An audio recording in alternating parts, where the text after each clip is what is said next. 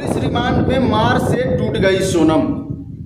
फिर रोते हुए उसने जो कुछ भी बताया उसे सुनकर खुद पुलिस वालों के भी रोंगटे खड़े हो गए।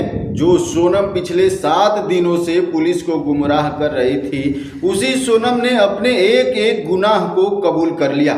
इतने दिनों से पुलिस को चकमा देने वाली सोनम इस बार ऐसे ऐसे सच उगल देगी, इसका अंदाजा खुद पुलिस को भी नहीं था। पुलिस ने इस केस को रियर घोषित कर दिया है और इसी वजह से अब सोनम को फांसी देने की तैयारी की जा रही है और तैयारी जोरों पर भी है।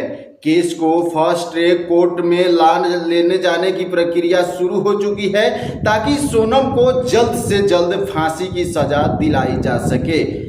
रिकॉर्ड्स होटल की सीसीटीवी फुटेज और राजा के साथ गाजीपुर के होटल की प्राइवेट वीडियो सारे सबूत चिख चिख कर कह रहे हैं सोनम ही राजा की कातिल है। सोनम के काबूलनामे के बाद उस पर कितने केस दर्ज हुए हैं, पुलिस ने अब तक सोनम के खिलाफ कितने सबूत जुटाए हैं, क्या यह सबूत उसे फांसी तक पहुंचाने के लिए पर्याप्त है, सोनम को कब फांसी होगी, राज और उसके 3 दोस्तों को कौन सी सजा मिलेगी, इन सभी सवालों का जवाब आज मैं आपको देने वाला हूं।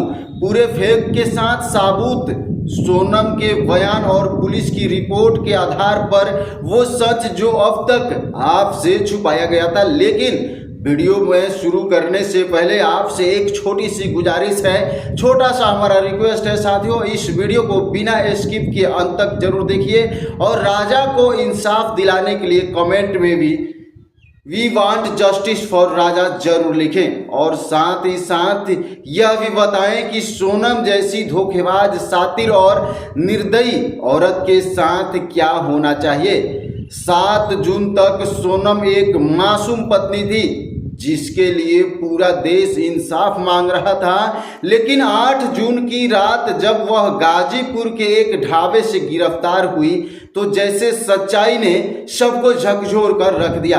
असली झटका तो तब लगा जब पता चला कि सोनम ही अपने पति राजा की कातिल है और वह अकेली नहीं थी। इस कत्ल की कहानी के पीछे एक प्लान, एक प्रेमी और 3 खूनी। शायद सोनम रघुवंशी शुरुआत में सारी बातें छुपाती आ रही थी, लेकिन पुलिस द्वारा सबूतों की बौछार और कड़ी पूछताछ के बाद सोनम ने टूटते हुए बताया कि उसने अपने प्रेमी राज कुशवाहा के साथ मिलकर अपने पति राजा रघुवंशी की हत्या की। साजिश 3 महीने पहले ही रची थी। सोनम ने यह भी कबूल किया कि इस साजिश में राजा के 3 दोस्त आकाश राजपूत, विशाल सिंह चौहान और आनंद कुर्मी को 20 लाख रुपए की सुपारी दी गई थी। उसने कहा कि वह राजा को मारने के लिए किसी भी हद तक जा सकती थी। हनीमून पर उसका जाने का एक ही मकसद था, राजा की हत्या, और राजा की हत्या करने के बाद उसे जरा भी अफसोस नहीं है, बल्कि वह खुश है। बस दुख इसलिए है कि वह पकड़ी गई। इसके अलावा सोनम ने बताया कि राजा को 23 मई को शिलोंग के नोगिया ट्रेकिंग स्थल पर बेरहमी से मारने के लिए पहाड़ी इलाके में लाया गया। फिर आकाश राजपूत, विशाल सिंह चौहान और आनंद कुर्मी ने पीछे से पेड़ काटने वाले धारदार कुल्हाड़ी से हमला किया। राजा गंभीर रूप से घायल हो गए, लेकिन फिर भी वह लड़ता रहा। उसने अपनी जान बचाने की भरपूर कोशिश की। घायल होने के बाद भी राजा करीब 12 मिनटों तक लड़ता रहा। मुझे डर लगने लगा था कि कहीं राजा बच न जाए और हमें नुकसान न पहुंचा दे। यह सोनम ने बयान दिया है, जिस बयान के बारे में हम आपको बता रहे हैं।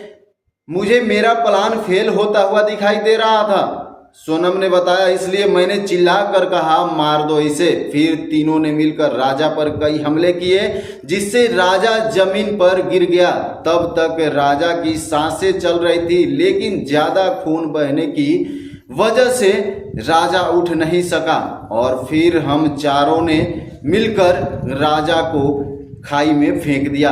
साथियों, वीडियो में आगे बढ़ने से पहले वीडियो को लाइक और चैनल को सब्सक्राइब करते रहें और अपनी कीमती राय कमेंट बॉक्स में देते रहें। और साथ ही साथ आपको बता दें कि खाई में गिरते ही राजा की मौत हो गई। हत्या के बाद सोनम ने अपने रेनकोट आकाश को दिया क्योंकि उसके रेनकोट पर खून के धब्बे लग गए थे, जिसके बाद उस रेनकोट और टू व्हीलर को घटना स्थल से कुछ ही दूर पर ले जाकर छोड़ दिया गया। एक स्कूटी के साथ गए थे ये लोग। पुलिस ने सोनम के लापता रहने के दौरान यही रेनकोट बरामद किया, जिसकी सीसीटीवी फुटेज स्क्रीन पर देखी जा सकती है। सोनम ने पुलिस को बताया कि उसका मकसद राजा को सेल्फी डेथ